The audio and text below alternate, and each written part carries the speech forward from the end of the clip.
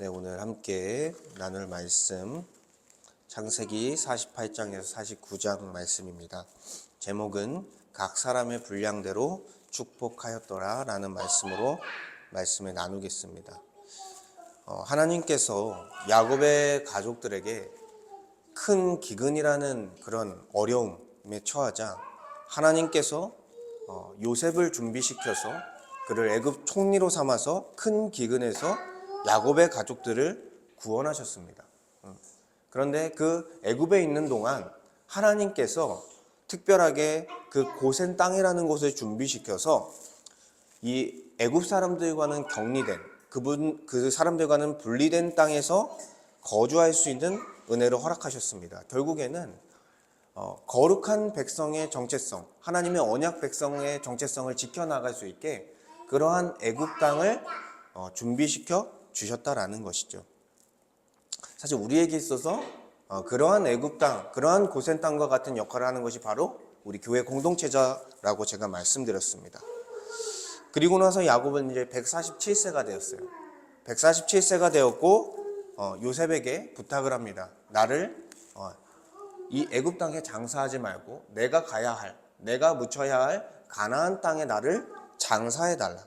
그 조상의 묘지, 그 조상들이 있는 막벨라 굴에 나를 장사해 달라고 이제 요청하면서 야곱의 가족들이 결국 돌아가야 될 땅이 어디인지를 설명하는 거예요. 그리고 나서 47장이 마무리되고 나서 48장과 49장이 이어지는 것입니다. 근데 48장과 49장은 어떤 내용이냐면 야곱이 죽기 전에 자녀들을 축복하며 하는 그런 유언이에요. 근데 이 내용의 큰 전말은 뭐냐면 축복과 함께 가나안 땅으로 다시 돌아가야 될 이야기를 이 아들들에게 하고 있는 거예요. 그리고 이 아들들이 어떤 축복과 어떤 저주와 어떤 역사 가운데 그들이 행할 것인지를 말씀으로 알려주신다라는 것입니다. 그러니까 48장과 49장은 야곱의 유언이다. 야곱의 그 12지파에 대한 예언이다. 이렇게 생각할 수 있는 거예요. 그래서 오늘은요, 오늘 내용을 통해서 우리가 생각해 봐야 될 지점이 뭐냐면 바로 시기와 질투의 문제예요. 시기와 질투의 문제, 그리고 다른 사람과 비교하는 문제. 사실 그런 다른 사람과 비교했을 때 우리 스스로를 괴롭게 만드는 것이죠. 근데 그런 문제를 우리가 어떻게 그것들을 해결하고 이 말씀을 통해서 이 문제들을, 시기와 질투와 비교의 문제들을 어떻게 우리가 해결해 나갈 것인가, 은혜를 통해서 우리가 어떻게 해결해 나갈 것인가, 오늘 말씀을 통해서 좀 보려고 합니다. 첫 번째, 야곱이 요셉의 차남 에브라임에게 오른손으로 축복하다. 48장 1절에서 22절 말씀입니다. 이제 야곱이 죽을 때가 됐습니다. 그래서 야곱이 죽을 때가 되자 그 어떤 사람이 요셉에게 알린 거예요. 이제 아버지 야곱이 죽을 때가 됐으니 이렇게 찾아와 보라는 거죠. 그래서 그 소식을 들은 요셉은요, 두 아들과 함께 야곱에게 올라갑니다. 두 아들과 함께 올라갔고 이제 야곱과 이제 그리고 요셉, 그리고 요셉의 두 아들인 에브라임과 므낫세가 함께 서게 됩니다. 그리고 나서 이제 대화를 나누는 장면에 들어가는데 야곱이 이제 먼저 어떤 얘기를 꺼내냐면 자기가 루스 땅, 그 베델에서 만난 하나님에 대한 이야기를 꺼내는 거예요. 내가 베델이라는 장소, 루스라는 장소에서 하나님이 나에게 나타나셔서 내게 복에 대한 약속을 하셨다라는 거예요. 내가 너에게 자손을 줄 것이다. 생육하고 번성하여 자손을 줄 것이다. 땅을 줄 것이다. 이 약속을 해주는 거예요. 이 약속이 어디서부터 흘러나왔습니까? 아브라함에 대한 약속에서부터 시작된 거죠. 아브라함에게 주어졌던 그 하나님 나라에 대한 약속이 또 이삭에게 전달되고 또 이삭에게 전달됐던 그 약속이 야곱에게 이어지는 그런 흐름을 보는 거예요. 그렇다면 지금 요셉에게, 그리고 요셉의 아들들이 있는 상황에서 이 얘기를 꺼내는 건 뭐예요?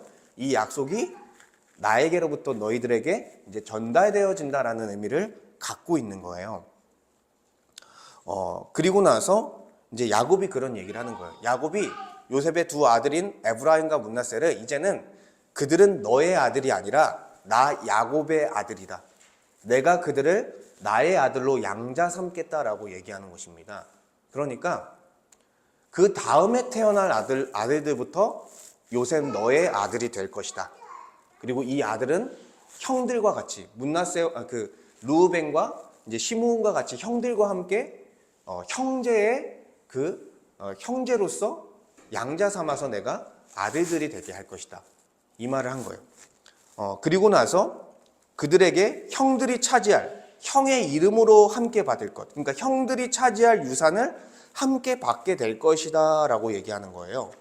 무슨 말이냐면 이제 각각 지파를 받아야 돼요. 각각 땅을 받습니다. 땅을 분배받는데 사사기 이제 여호수아가 이제 가나안 땅을 정복하고 나서 그때부터 이제 분배하기 시작해요. 근데 요셉의 아들 둘도 요셉의 형들과 함께 땅을 받게 된다라는 거예요. 이 말은 무슨 말이냐면 다른 형제들은 한 지파씩 받는데 요셉은 두 지파를 받게 된다는 거예요.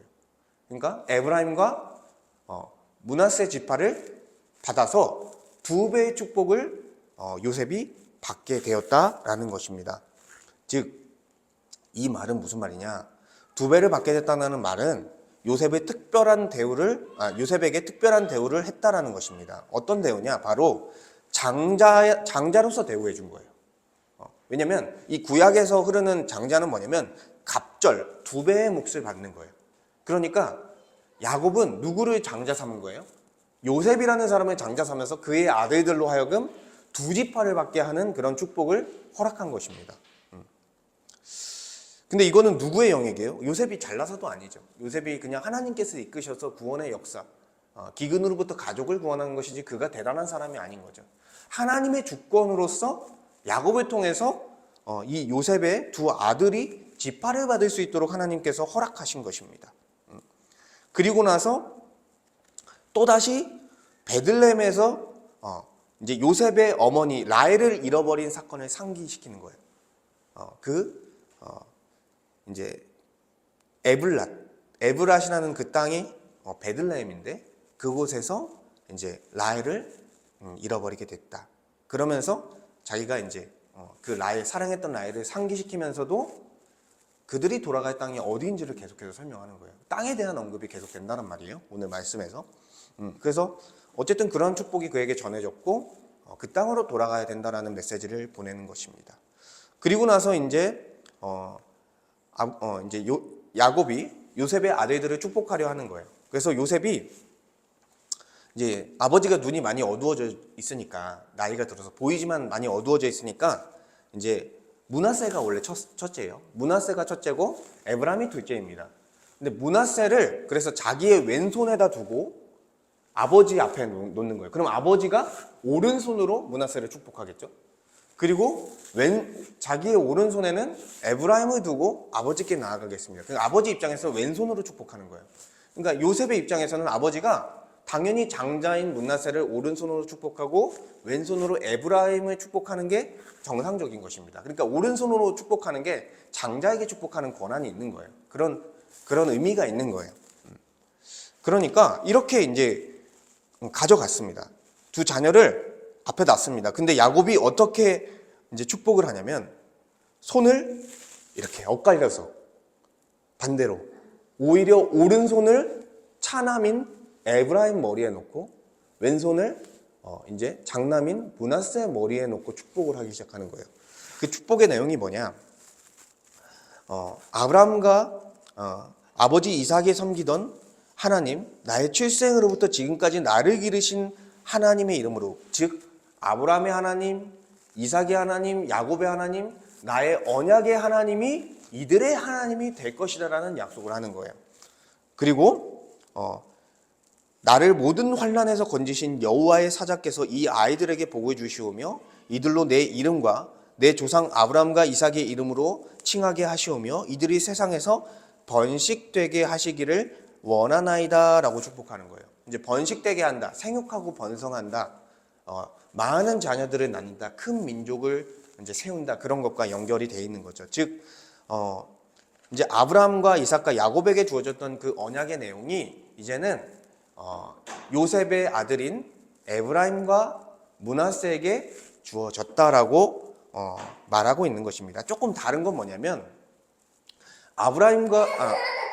아브라함과 이삭과 야곱에게는 그들에게만 이 약속이 주어졌어요. 근데 이제 야곱의 자녀들에게는 어떻게 주어지냐면 이 약속이 요셉의 자녀들뿐만 아니라 사실은 12지파 모두에게, 모든 아들들에게 주어지고, 특별히 장자로 대표되는 요셉의 자녀들에게 이 약속이 주어진 거예요. 그러니까 전체 이스라엘 지파들에게 이러한 약속, 하나님께서 우리의 조상 아브라함에게 맺었던 그 약속이 너희들에게 이어지고 이제 전수된다라고 얘기를 한 것입니다. 근데 이 모습을 보면서 이제 야곱의 아들 요셉은 기뻐하지 않은 거예요. 왜요? 자기가 상식선에서 생각했을 때는 내 아들 장남인 므낫세가 오른손으로 축복을 받아야 되는데 왼손으로 축복을 받고 있으니까 이게 이제 받아들여지지가 않는 것이죠. 그래서 요셉은 그것을 기뻐하지 아니하며 오른손을 장남 므낫세의 머리로 옮기려고 했습니다. 그런데 야곱이 그것을 허락하지 아니했다. 그러면서 얘기하는 거예요. 나도 안다. 나도 이렇게 하는 것을 잘못한 게 아니라 내가 알고 이렇게 하는 거다. 그러면서 장남인 므낫세도 큰 족속이 될 것이고 크게 될 것이지만 그의 아우인 에브라임은 그보다 더 큰 자가 될 것이고 그의 자손이 여러 민족을 이룰 것이다 라면서 축복을 한 번 더 하는 거예요. 그래서 우리가 에브라임 지파에 대한 이해가 있어야 돼요. 이 에브라임 지파는 12지파 중에서 어떤 역할을 하냐면 리더의 역할을 하는 거예요.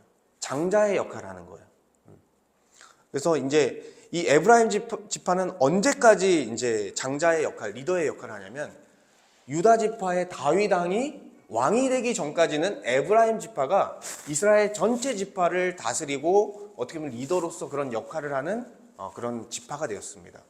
그리고 유다 지파 그 다윗 왕이 이제 왕이 되었을 때부터는 유다 지파가 그런 리더십을 받아가지고 이스라엘 백성들을 다스리는 역할을 한단 말이에요. 그러니까 이러한 모습이 있었다라는 거죠. 물론 그들이 이제 사사시대 때 교만했어요, 많이. 에브라임 지파들이 교만했습니다. 그래서 교만한 모습을 여러 차례 보이고 또한 이스라엘 백성 안에서 내전을 일으켜서 이제 같은 동족을 어쨌든 공격하는 그런 일들이 있었습니다. 그것으로 인해서 이들이 많은 사람들이 잃어버려요. 42,000명이 죽는 그런 참사를 겪게 됐습니다. 그러니까 그 이후로 그들의 리더십이 어떻게 됐습니까? 하향세로 떨어지면서 다윗 왕이 되면서 완전히 그들의 리더십을 잃어버리게 된 거예요. 그러니까 그들이 결국에는 리더십을 잃어버린 것은 그들의 교만, 그들의 내분으로 인한 그런 결과였다라는 것이죠. 그렇지만 분명한 것은 어쨌든 이 통일한국 시대가 되기 전까지 통일한국 시대 베냐민 지파에서 사울 왕이 잠시 왕권을 차지했다가 이후에 유다 지파에서 다윗 왕이 왕권을 차지하기 전까지는 어떤 지파가 리더의 역할을 했다? 에브라임 지파가 리더의 역할을 했다라는 거예요. 그러니까 이 야곱이 요셉에게 했던 그 약속들이 실제로 이루어졌다. 그리고 이 에브라임 지파의 대표하는 사람이 누구냐면 바로 여호수아예요. 여호수아가 에브라임 지파고 여호수아가 결국에는 모세를 뒤이어서 이스라엘 백성들을 가나안 땅을 정복하며 가나안 땅에 정착시키는 역할까지 여호수아가 했다라는 것입니다. 그러니까 대단한 지파인 거예요. 그래서 이렇게 설명하면서 결국에는 이 약속들이 그렇게 성취될 것이고 이제 요셉에게 이렇게 얘기하는 거예요. 그보다 더 큰 자가 될 거다. 므낫세보다 에브라임이 더 큰 자가 될 거다 설명하면서 이렇게 그를 설득하고 있는 것이죠. 그리고 나서 너희들 전부는 여기 애굽 땅에서 다시 가나안 땅으로 돌아갈 거다. 이 얘기를 또 해요. 땅 얘기를 또 합니다. 그리고 나서 요셉에게 너에게 특별히 세겜 땅을 줄 거다. 세겜 땅을 줄 거다라고 얘기하면서 여호수아서 24장 32절에 보면 요셉이 그 땅을 받고 요셉이 죽은 상태로 그 땅을 받았어요. 그 자녀들이. 요셉의 뼈가 그 세겜 땅에 묻혀집니다. 그러니까 이런 내용들 계속해서 이제 어떤 주권을 가지고 하나님께서 택했는지를 얘기하면서 이제 그 땅을 계속해서 반복하는 그런 내용들이 있었다라는 것입니다. 그래서 이 첫 번째 문단에서는 하나님은 주권적으로 권위를 세우신다라는 거예요. 하나님은 주권적으로 권위를 세우신다. 주권적으로 12아들 중에 누구를 택했습니까? 요셉을 택해서 11번째 아들인 요셉을 택해서 장자의 권한을 준 것입니다. 2배의 축복을 준 것입니다. 그리고 하나님은요, 요셉의 장남 므낫세를 선택한 것이 아니라 차남 에브라임을 선택하면서 그를 이스라엘 지파의 리더로 삼았다라는 거예요. 그래서 이제 다윗 왕이 오기까지 그들의 리더의 역할이 계속되어졌다라는 것입니다. 근데 이게 어디서부터 주어졌다, 그 권위가 바로 야곱이 이렇게 이야기한 것이지만 하나님께로부터 이 권위가 주어진 거다. 그러니까 모든 권위가 어디로부터 나오는 거예요? 하나님께로부터 이 권위가 나온다라는 것입니다. 우리가 그래서 이 말씀을 보면서 우리도 하나님이 주권적으로 세우신 권위들을 인정해야 된다라는 것입니다. 하나님께서 이 모든 세상의 권위들을 세우는 거예요. 어떤 권위들이 있겠습니까? 교회 안에서의 권위, 교회 안에서의 권위들, 직분자들이 있겠죠. 목사와 장로와 집사들이 있겠죠. 그런 권위들을 허락하시고, 또한 가정에서의 권위, 가정에서의 권위는 누굽니까? 바로 가장이라는 권위를 주시고요. 회사 안에서의 권위, 사장이 있을 거고 상사가 있을 거고 그 권위와 체계가 있다는 거예요. 그리고 국가의 권위, 국가 안에서 위정자들을 하나님께서 두셔가지고 그들을 통해서 나라를 다스리게 한다는 거예요. 그러니까 기본적으로 이 권위는 누구로부터 나온 거예요? 이 성경에서 설명할 때 하나님으로부터 이 권위가 세워졌다라는 것입니다. 물론 그 권위, 위에 있는 권위가 부당하고 문제가 있을 때 우리가 반대할 수 있고 우리가 말할 수 있겠지만 하나님께서 하나님의 뜻 안에서 부당하지 않게 다스리고 있다면 그 권위가 우리가 그 권위에 대해서 그 권위를 인정하고 존중하고 우리가 받아들여야 된다는 것이죠. 그래서 특히나 우리가 교회로서 교회 안에 세워진 권위를 우리가 인정해야 된다라고 좀 말씀드리고 싶습니다. 왜냐하면 저희 한국교회가 너무나 많이 무너졌어요. 어떤 부분이 무너졌냐면 목회자의 권위가 무너졌습니다. 목회자의 책임이 있어요. 그런 부분에서. 목회자가 타락하고요, 범죄하고요, 온전치 못하고요, 본이 되지 못하고요. 이런 모습 때문에 이제 성도들은 목회자에 대한 신뢰를 잃어버렸습니다. 그러니까 그 권위가 실추된 것이죠. 그리고 장로들도 마찬가지고요. 그럼에도 불구하고 어떤 목회자들과 어떤 장로들이 있습니까? 하나님의 뜻에 합당하게 행하면서 교회를 세워가려는 그런 목회자와 그런 장로들이 있다는 거예요. 그럼 그러한 목회자와 그런 장로들에게 어떻게 해야 됩니까? 그 권위를 인정하고 그 다스림에 순종하는 그런 모습들이 우리에게는 사실 있어야 된다는 거죠. 하나님은 우리를 어떻게 다스리냐면 하나님의 말씀과 통치로 다스려요. 근데 그 말씀을 가르치고 공급하며 그대로 살 수 있도록 도와주는 사람이 누구예요? 바로 목사와 장로라는 거예요. 그러니까 이 목사와 장로는 원래는 귀한 직분이다. 저도 사실 많이 부족하고 부족한 목회자입니다. 그렇지만 제가 하나님의 뜻을 거스르지 않는 그런 목회자라면 여러분들에게 부탁드리고 싶은 거예요. 여러분 하나님께서 세우신 목회자의 권위를 인정해 주시고 또한 그 인정해 주신 하나님께서 세우신 그 권위를 통해서 나오는 가르침과 권면을 받아주시면 감사할 것 같아요. 그리고 그 앞에 우리가 순종하기 어려운 부분도 있겠지만 순종하기 위해서 애써가는 게 사실 합당한 일이고 그게 신자로서 마땅한 일이다 할 수 있겠습니다. 그래서 이 권위, 이 교회 안에서 세우신 권위는 바로 하나님으로부터 나온 권위다. 이것을 우리가 인정하는 게 먼저 중요하다. 그랬을 때 사실 목회자의 권위도 인정할 수 있고 그 권위에 순종할 수 있는 것입니다. 또 한 가지 말씀드리고 싶은 건 그 가정 안에서의 권위가 가장 남편에게 있다라는 것을 여러분들이 꼭 생각을 해주셨으면 좋겠습니다. 너무 좋은 시대가 됐어요. 왜냐하면 전에는 여자들이 너무 하대받았습니다. 그런데 지금은 그래도 어떻습니까? 여자들의 사회적 지위가 올라가고 이제는 어떤 시대가 됐습니까? 가정 안에서도 남편들이 오히려 그들의 권위들이 떨어지는 그런 모습들을 보이는 거예요. 그러니까 여성들의 권위가 올라간 건 너무나 좋은 거예요. 그렇지만 가정 안에서 누가 가장이냐라는 문제에 있어서 바로 남편으로서 하나님께서 그 가장을 세웠다라는 것을 우리는 생각해야 된다라는 것입니다. 이거는 높고 낮음의 문제가 아니에요. 누가 높고 누가 낮고가 아니라 하나님이 세우신 창조 질서의 부분이다. 하나님께서 세우신 창조 질서는 남편을 통해서 아내와 자녀들을 다스리는 거예요. 그래서 우리는 이것을 인정해야 돼요. 그래서 남편은 먼저 남편이 희생해야겠죠. 십자가의 원리를 갖고 희생하고 아내는 어떻게 하는 거예요? 남편한테 복종하고 존경하면서 가정을 함께 세워가는 거예요. 그게 성경적인 가정의 원리다. 그래서 우리는 하나님께서 세우신 권위를 인정하면서 하나님의 그 권위, 하나님 자체를 인정해야 된다라는 것입니다. 그리고 두 번째로 야곱은 12지파가 될 아들들을 각 사람의 분량대로 축복했다라는 내용이 49장 1절에서 28절까지 내용이에요. 그래서 이제 1절에서 27절까지는 야곱이 자기 아들들에게 각각 축복과 저주, 예언의 내용들을 하는 그런 부분입니다. 그래서 이 첫 번째 아들 르우벤은 어떤 이야기를 하냐면, 르우벤은 어떤 범죄를 했냐면 35장 22절에 아버지 야곱의 첫 비라를 범하는 그런 범죄를 일으켰습니다. 그래서 야곱은 이야기하는 거예요. 너는 장자의 지위를 가졌었는데, 그리고 탁월한 사람이었는데 너의 그 범죄로 인해서 그 장자의 모든 것들을 잃어버렸다. 리더십을 잃어버리게 되었다라고 하는 거예요. 그리고 나서 이 성경의 기록에서 르우벤 지파는 그렇게 주목받지 못해요. 그렇게 두드러지 않습니다. 이 약속처럼. 그리고 두 번째, 세 번째 아들 시므온과 레위.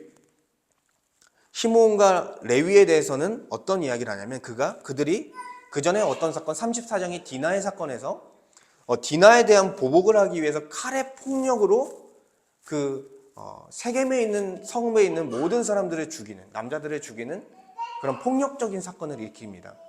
이것을 이제 야곱은 상기하면서 너희들의 칼은 폭력의 도구다. 그러면서 너희를 야곱 중에서 나누며 이스라엘 중에서 흩트리로다라고 하면서 그런 저주의 내용을 보내는 거예요. 이 시므온 지파, 여러분의 그 지도를 보시면 시므온 지파가요, 어디에 갇혀 있냐면 유다 지파 영토 안에 둘러싸여 있어요. 유다 지파, 강력한 유다 지파 영토 안에 둘러싸여 있습니다. 시므온 지파가.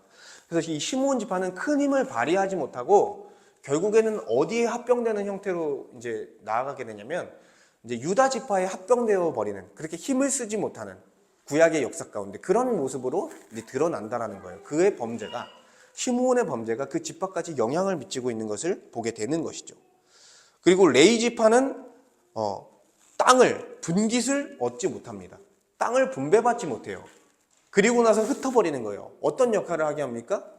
각 지파에서 제사장 역할을 하게 하는 거예요. 이 레위 지파들은 땅을 얻지 못했지만 흩어서 그들을 살게 합니다. 물론 이게 저주 같아 보이지만 하나님께서 이러한 죄인들을 쓰셔가지고 레위 지파를 크게 쓰시는 거예요. 오히려 제사장 그룹으로 만들어서 이 이스라엘 백성들의 제사장으로서 이제 지도하고 그들을 이끌어가는 역할을 하게 한다는 것이죠. 이 레위 지파에서 누가 나옵니까? 모세와 아론이 나오는 거예요, 여러분.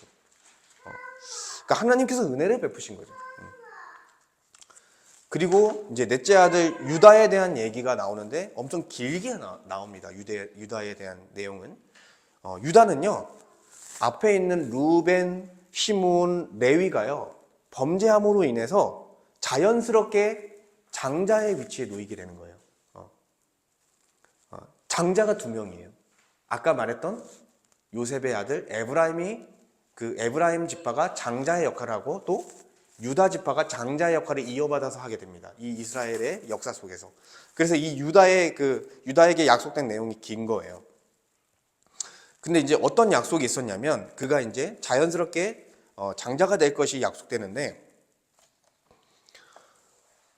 유다는 사자 새끼다. 그리고 움킨 것을 찢고 올라갈 것이며 숫사자와 같이 암사자와 같이 얘기하면서 유다를 어떤 동물로 묘사해요? 사자라고 묘사해요. 근데 이 사자 이미지는 왕을 상징하는 거예요. 왕을 상징하는 이미지고요. 그 밑에 나오는 규가 유다를 떠나지 아니하며 통치자의 지팡이가 그 발 사이에서 떠나지 아니하기를 실로가 오시기까지 이르리니 그에게 모든 백성이 복종하리로다. 무슨 말이냐면 규라는 게 지팡이에요. 왕의 지팡이가 유다에게서 떠나지 않을 것이다. 무슨 말이에요? 그가 왕권을 갖게 될 것이다. 그의 후손들이. 그리고 통치자의 지팡이가 있을 것이다. 그리고 실로가 오시기까지는 뭐냐면 시로를 여기서는 사람으로 묘사한 거예요. 그러니까 권능으로 그 자리에 앉을 분이 오시기까지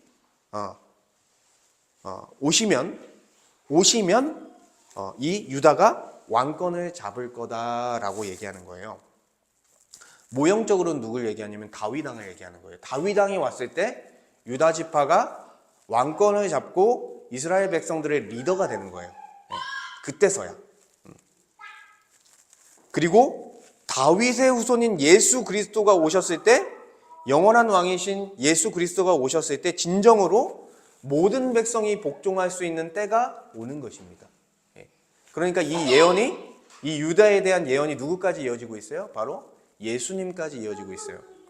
그래서 38장에 그 다말과 이제 관계를 맺고 낳게 되는 그 아들 중에 베레스라는 아들이 있습니다. 그래서 베레스의 계보를 통해서 누가 나온다고 했어요? 예수 그리스도의 계보가 나오고, 바로 베레스는 이제 예수 그리스도가 나오는 그런 사람 중에 계보의 한 사람 중에 하나가 되는 것이죠. 그러니까 결국에는 유다의 계보를 통해서 예수님이 나게 되셨다라는 것입니다. 이렇게 이제 설명을 하기도 하고, 아까 제가 설명드렸던 이제 실로라는 것이 사람으로 비유하면 권능으로 그 자리에 앉으실 메시아를 의미하기도 하지만, 실로라는 말이 장소를 의미해요. 뭐냐면 잘 들어보세요.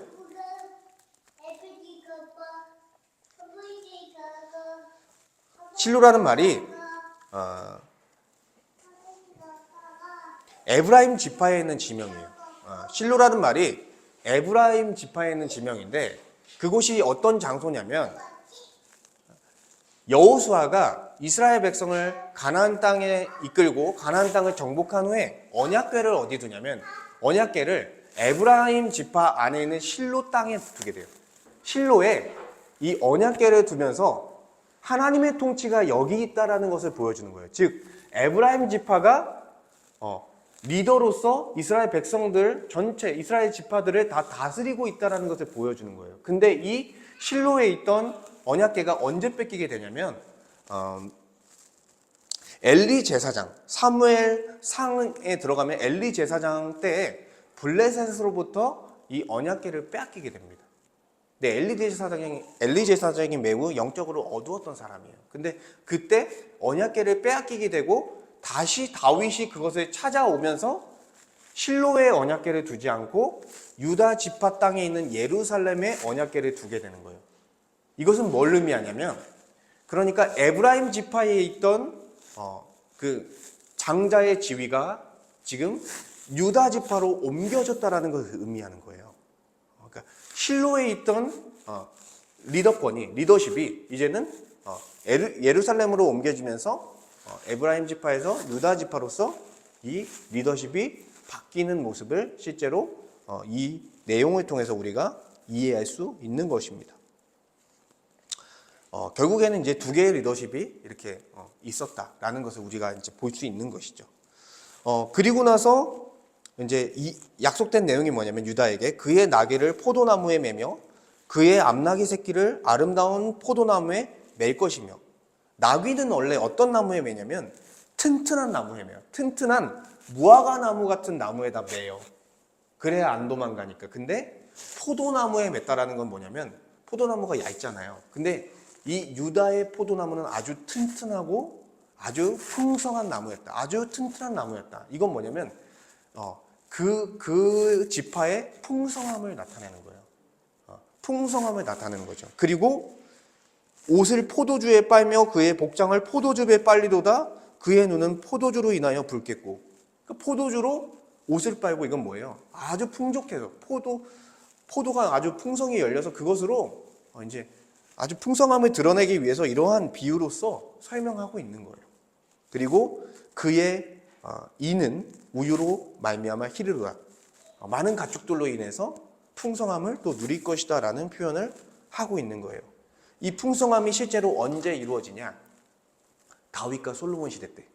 다윗과 솔로몬 시대 때 이스라엘 나라가 아주 부강한 나라가 돼요. 주변의 모든, 솔로몬 때 특히나 다윗은 그 나라를 준비했고 솔로몬은 그 모든 영광을 누리게 되는데, 모든 주변 국가들이 조공을 바치는 그런 엄청난 나라로 됩니다. 그리고 나서 궁극적으로는 어떤 나라? 예수 그리스도가 왕이 되셔서, 다윗의 후손인 예수 그리스도가 왕이 되셔서 이 말 하나님 나라를 비유적으로 설명하는 표현이라고도 할 수 있는 것이죠. 그리고 이제 스불론이 나옵니다. 스불론은 큰 어떤 이렇게 설명이 없습니다. 해변에 거주했고 그의 경계는 시돈까지다. 그러니까 지리적인 위치를 설명하고, 뒤에 나오는 구약 본문에서는 모세를 통해서 축복을 받은 정도, 그들이 이제 풍부한 생활을 할 것이다. 이런 이제 축복들의 정도로 끝나고, 이사갈은 그는 양의 우리 사이에 꿇어앉은 건장한 나귀다. 나귀로 묘사를 하는데, 그는 쉴 곳을 보기 좋게 여기며 토지를 보고 아름답게 여기며 어깨를 내려 짐을 메고 앞제 아래에서 섬길 것이다. 그들이 이제 얻게 되는 땅은 평야지대예요. 이스라엘이라는 평야지대인데 아주 비옥한 땅이었습니다. 그래서 그들은 매우 풍족한, 그리고 그들이 매우 근면하고 지혜로웠다, 이렇게 많이 표현을 해요, 성경에서는. 그래서 그들의 근면함과 지혜로움 가운데 풍족한 생활을 했다, 이사갈 지파는. 그리고 나서 나오는 단지파, 16절, 18절의 단지파에 대한 내용은 좀 긴데, 세 절이나 이제 할애하고 있는데, 지금까지는 막 그렇게 나쁘진 않았는데, 단지파는 좀 저주와 같은 내용입니다. 매우 어두워요. 그의 백성은 심판을 받을 것이다, 이렇게 설명하고 있는 거예요. 그의 지파는 심판을 받을 것이다. 그리고 단은 길섭의 뱀이요 새끼의 독사로다. 말굽을 물어서 그 탄자를 뒤로 떨어지게 하리로다. 단지파의 역사를 보면요, 타락과 우상숭배가 가득합니다. 그리고 단지파는요, 그들이 분배받았던 땅을 정복하지 못해요. 그 지도에, 제가 드렸던 지도에 나와 있는 땅을 정복하지 못하고 어디로 이주하게 되냐면 이스라엘 맨 북쪽으로 이주해서 그곳에서 이제 살게 됩니다. 그들은 계속해서 우상숭배가 만연했고, 이후에 북이스라엘의 우상의 중심지가 돼요, 단이라는 곳이. 그리고 이것 때문인지 모르겠지만 요한계시록 7장에서 그 지파에 대한 이름이 이렇게 나열되는데 거기서 단지파가 빠져버립니다. 그러니까 그 정도로 단지파를 이렇게 그 안 좋은 쪽으로 예언을 하고 있다. 이제 이렇게 야곱이 예언하고 힘들었나 봐요. 그래서 18절에 뭐라고 하냐면, 여호와여 나는 주의 구원을 기다리나이다. 그러니까 그 아들의 예언을 하면서도 얼마나 힘들었겠습니까, 야곱이. 그래서 이러한 고백을 하고 있는 것이 아닌가 이제 보여지고, 이제 8번째, 이제 갓은 군대 추격을 받으나 도리어 그 뒤를 추격하리로다. 지도에 보면은 갓 지파가 어디냐면 요단 동편에 있습니다. 요단 동편에 있고 어디와 마주하고 있냐면 암몬 족속과 모압 족속. 옆에는 암몬 족속이 있고 밑에는 모압 족속이 있어요. 그래서 그들의 지파의 역사는 어떠냐면 계속 싸우는 역사예요. 그들과 전쟁하는 역사예요. 그렇지만 그 땅을 어떻게 보면 약한 지파지만 그 땅을 잘 지켜내는 그런 모습으로 이 성경은 묘사하고 있다는 거예요.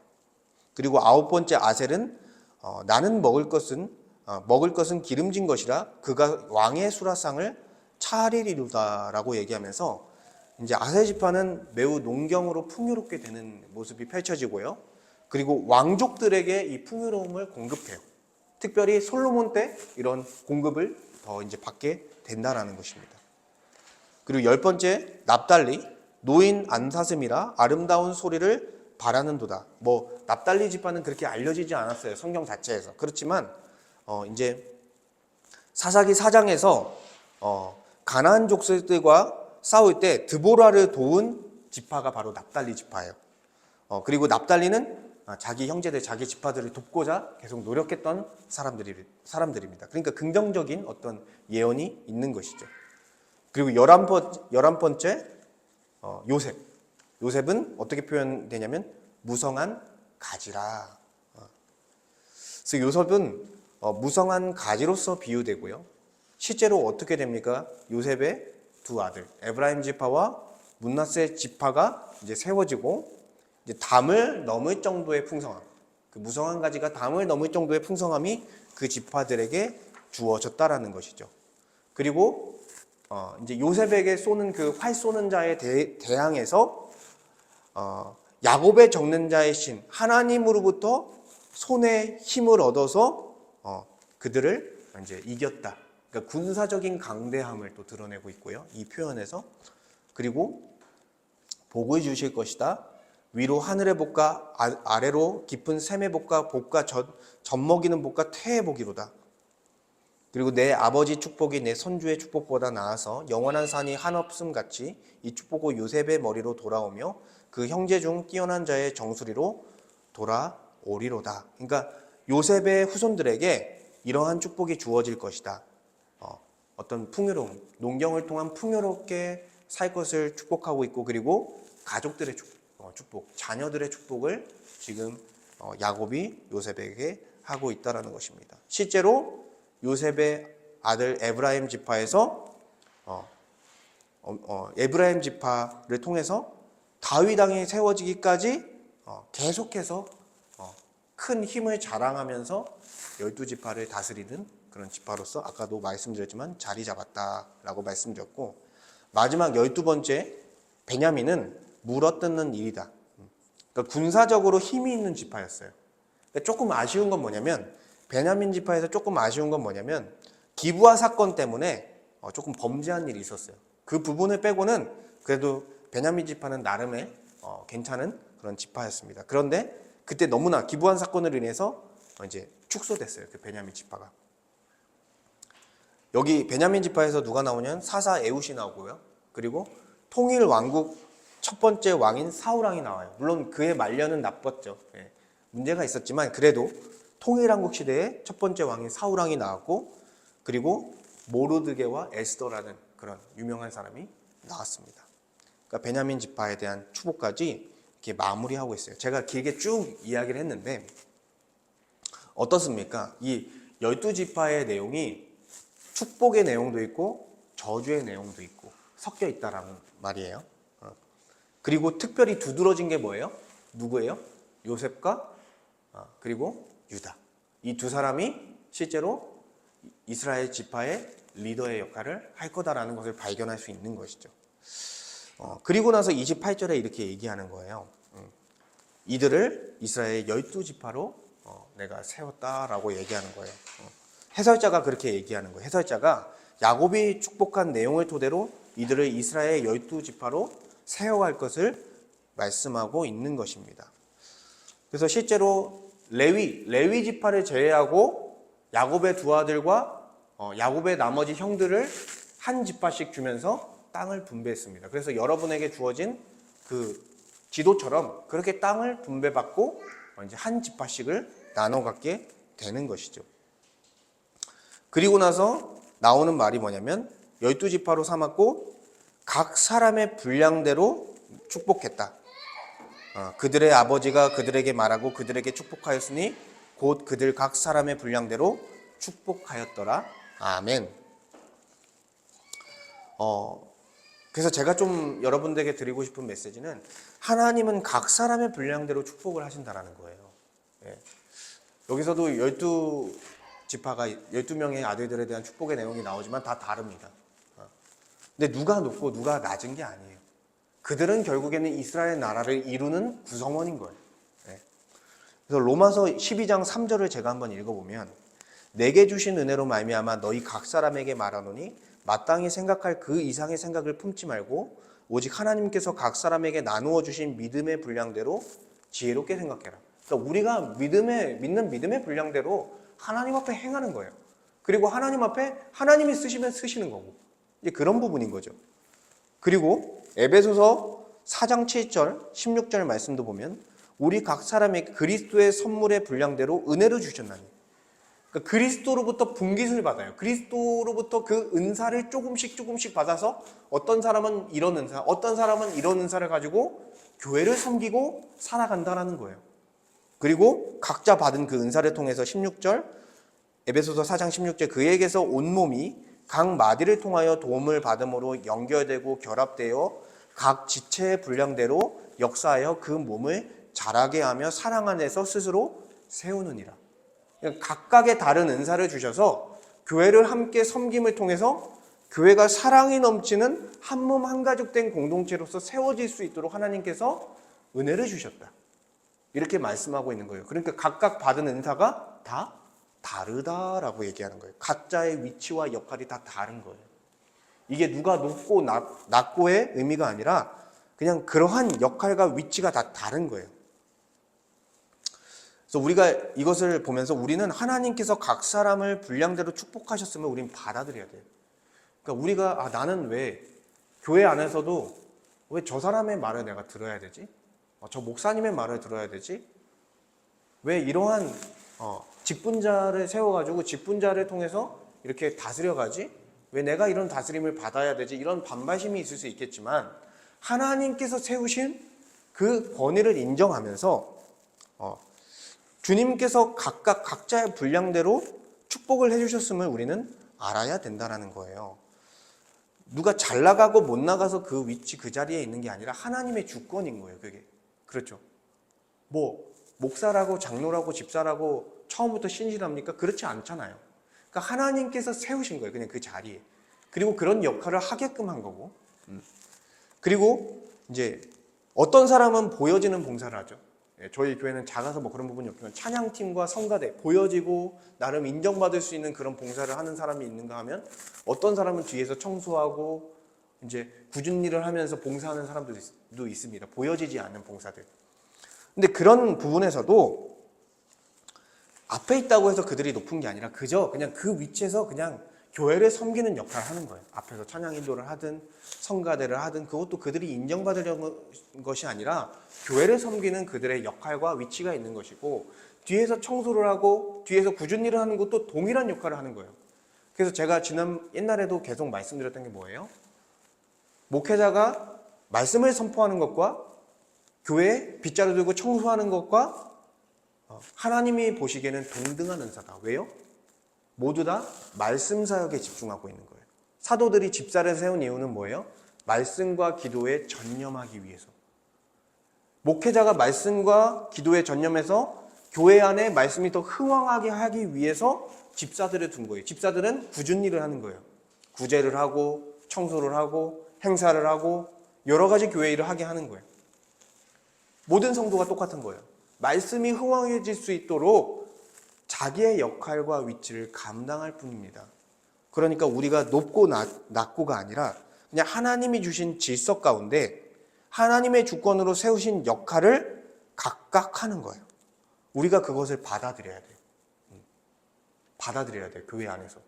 그리고 여러분이 세상 안에서도 위치와 자리가 있을 거예요. 그것을 우리는 받아들여야 돼요.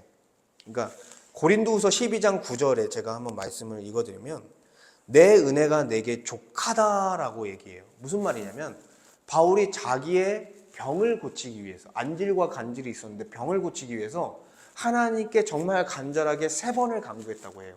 그의 인생 속에서. 근데 하나님께서 말씀하신 게 뭐냐? 내 은혜가 내게 족하도다. 지금으로 따지면 세상의 가치로 판단하면 바울은 어떤 사람이에요?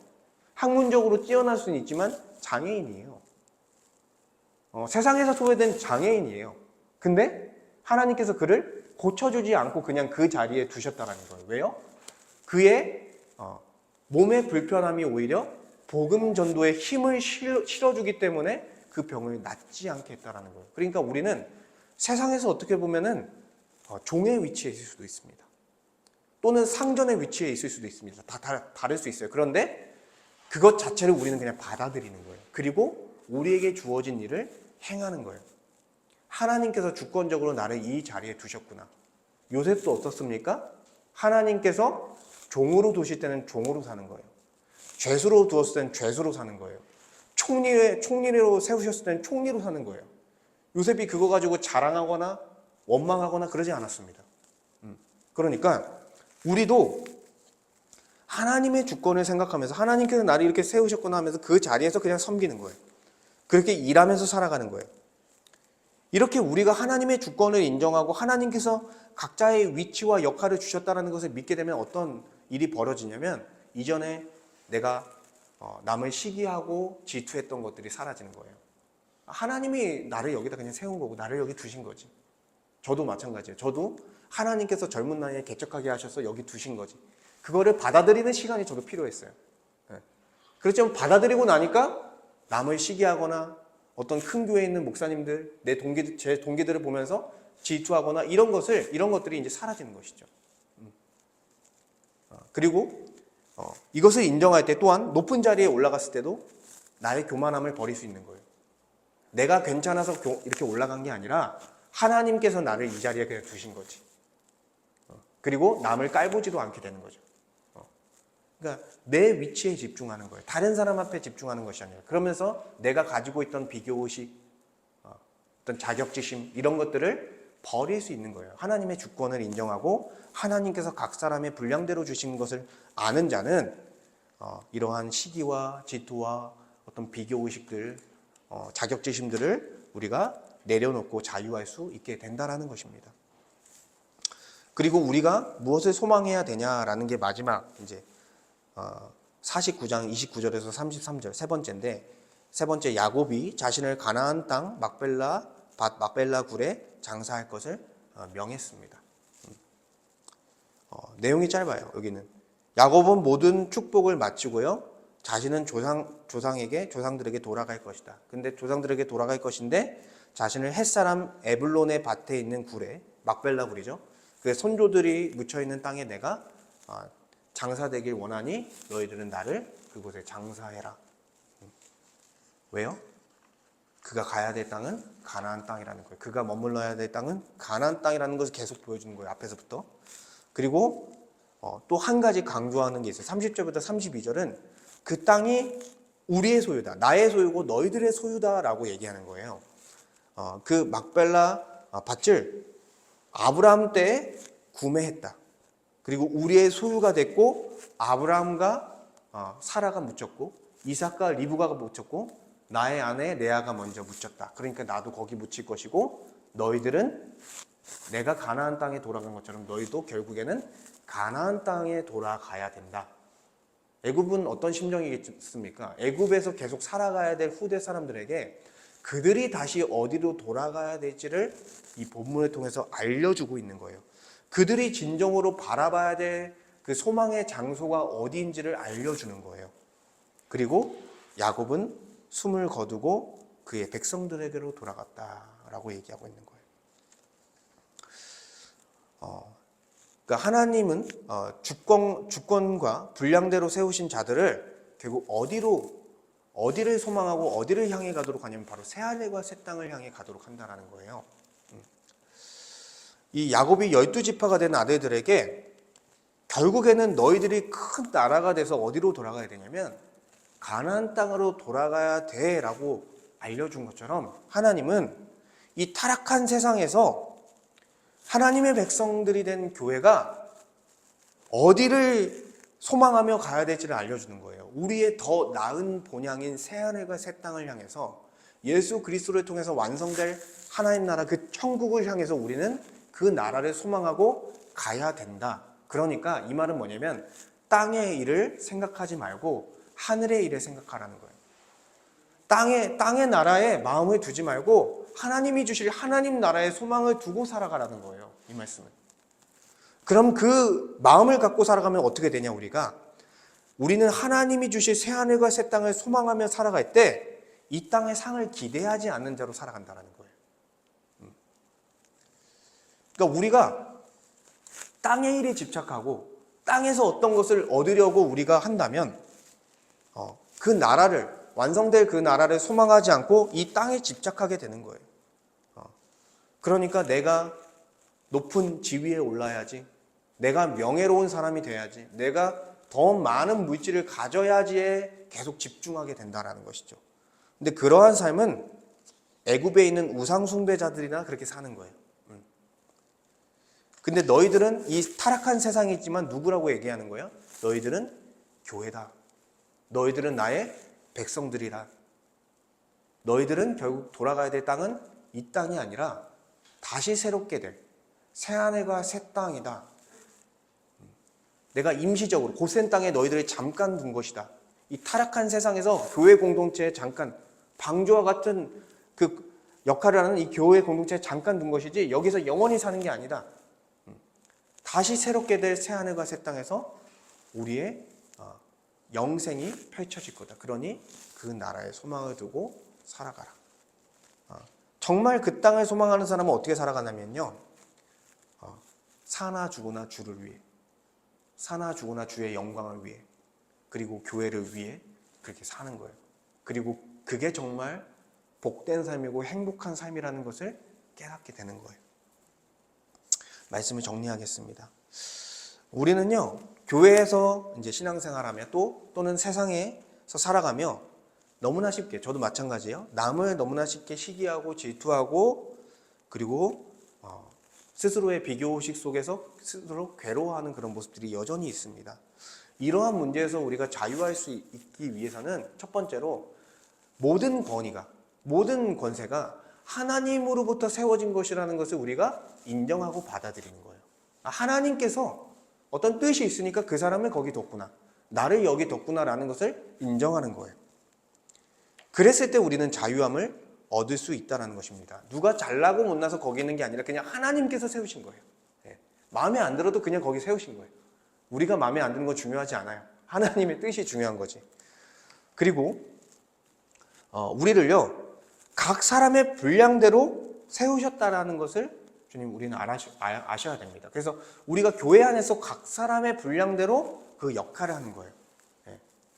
그러니까 우리는 결국에는 한 몸 한 가족을 세우기 위해서, 교회를 세우기 위해서 각자의 역할과 위치가 있다라는 것입니다. 그리고 세상에서도 우리의 역할이 있어요.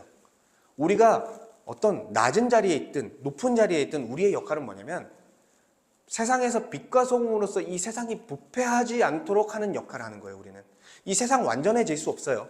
재림 때까지 완전해질 수 없는데 우리 같은 신자들을 두어서 세상을 부패하는 것을 좀 막아주는 역할을 우리가 한다. 그러니까 우리의 역할이 있다라는 거예요. 여러분이 어디서 일하든 어떤 위치에 있든 여러분은 소금과 빛의 역할을 한다라는 것입니다. 그래서 그것을 깨닫기를 원합니다. 그리고 우리가 그 있는 직장, 우리가 있는 가정은 우리의 소명의 자리예요. 부르심의 자리예요. 그래서 우리는 그 소명을 감당하며 나가야 된다는 것이죠. 그리고 우리가 정말 소망을 두어야 될 곳은 어디냐 했을 때 타락한 이 세상이 아니라는 거예요. 이 세상에 따라가는 탐욕스러움, 쾌락, 나의 명예와 나의 어떤 높은 자리를 소망하는 것이 아니라 하나님께서 내게 줄 그 하나님 나라, 그리스도 안에서 나에게 줄 영광스러운 그 나라, 이미 그 나라의 통치를 받으며 너무나 복되게 살아가는 그 나라를 소망하면서 완성될 그 나라를 바라고 달려가는 것입니다. 우리가.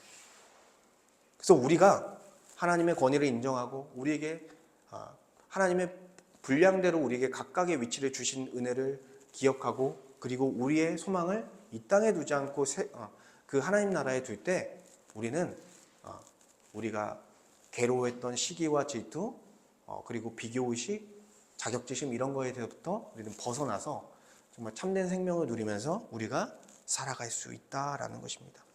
그래서 우리에게 말씀을 붙잡고 하나님께서 우리를 하나님의 백성인 교회로 세우신 은혜를 기억하며 함께 기도하길 원합니다. 함께 기도할 때 하나님, 주님이 세우신 권위를 인정하게 하여 주시옵소서. 그러므로 하나님의 하나님 되심을 인정하는 자로 살게 하여 주시옵소서. 그리고 하나님께서 각각 분량대로 우리에게 은혜를 주셨사오니 우리의 위치와 역할을 받아들이고 하나님을 신뢰하는 자로서 그 위치에서 하나님이 주신 일을 감당하는 자로 살게 하여 주시옵소서. 그리고 이 땅에 소망을 두지 않고 하늘에 소망을 두며 이 땅의 것에 미련을 두지 않는 나그네와 같은 인생을 살아갈 수 있도록 주님 은혜를 허락하여 주시옵소서. 이렇게 함께 말씀을 생각하며 기도하도록 하겠습니다. 하나님 감사합니다. 주님께서 은혜를 허락하여 주셔서 아버지 하나님, 오늘 이 말씀을 통해서 우리가 우리의 그 문제 때문에 괴로워했던 시기와 질투의 문제, 또한 남과 비교하며 스스로 무너졌던 그런 문제들 앞에서 아버지 자유함을 누리기 원합니다. 아버지 하나님께서 정말 주권적으로 세우시는 권세를, 주님 그 권위를 인정하게 하여 주시옵소서. 하나님께서 교회 안에서 또한 세상 안에서 주님께서 권위를 주시며 그 권위는 하나님께로부터 왔다고 말씀하셨으니 아버지 그 권위를 인정하게 하여 주시옵소서. 불평과 원망으로 하지 않게 하여 주시고 인정하며 받아들이며 하나님의 그 권위, 하나님이 하나님 되신 것을 인정하는 자로 살게 하여 주시옵소서. 아버지 또한 주님께서 각 사람의 분량대로 은혜를 주셨다고 하셨사오니 교회 안에서 또한 주님께서 각 사람의 은사를 각각 은사를 다르게 주셔서 한 몸 한 가족 된 교회, 하나님의 말씀이 흥황한 교회로 세워가는 역사 가운데 우리의 역할과 우리의 지위를 주셨으니 아버지 하나님 그 모든 것들, 나에게 주어진 역할을 주님 잘 감당하는 자로서 높고 낮음이 아니라 각자의 역할이 다름을 알아가며 이해하며 우리의 일을 감당해 나갈 수 있게 하시고 세상에서도 마찬가지로 우리를 그 위치에 두셔서 우리로 하여금 그 세상에 빛을 발하며 소금과 같이 부패하지 않는 그 역할을 하며 세상의 어두움을 빛으로 세상의 부패를 정말 막아서는 그런 존재로 살 수 있게 하셨사오니 그 부름의 자리에서 그 소명의 자리에서 우리가 주님의 은혜로 살아갈 수 있도록 주님 역사하여 주시옵소서. 아버지 또한 주님께서 함께 하셔서 아버지 하나님께서 은혜를 허락하사 이 땅에 우리의 마음을 두지 않게 하시고 하늘에 소망을 두며 살아가는 주의 백성이 되게 하여 주시옵소서. 이 세상의 어떤 권세와 이 세상의 명예와 이 세상의 부와 이 세상의 어떤 자기의 어떤 것들에 집착하는 것이 아니라 우리는 이 세상에 정말 잠시 나그네로 살아가는 정말 그런 인생을 살며 이스라엘 백성들이 애굽 땅에 잠시 머무른 것과 같이 우리가 잠시 이 세상에 머무르며 오히려 가나안 땅을 향해 나아갔던 이스라엘 백성처럼 우리도 하나님 나라를 향해 완성될 그 나라를 소망하며 살아가는 주의 백성이 되게 하여 주시옵소서. 사나 죽으나 주를 위해 주의 영광을 위해 살아가는 주의 백성이 될 수 있도록 아버지 하나님 은혜를 베풀어 주시옵소서.